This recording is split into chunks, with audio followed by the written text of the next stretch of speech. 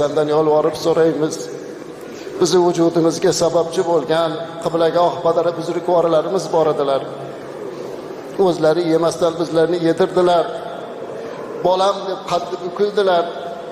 Bugun o'sha otajonlarimizni har birlarining gunohlarini mag'firat qilgin. Bugungi duolarimizdan ularning ruhlarini shod qilgin.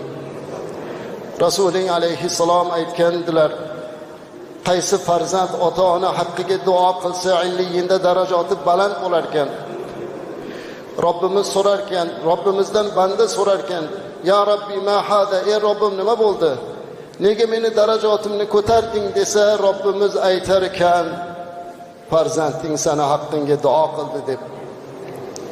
Bugun boshqalarning ota-onalarini farzandlari duo qilib turgan bir pallada bizni ota-onalarimizni ruhlarini g'arib qilmagin.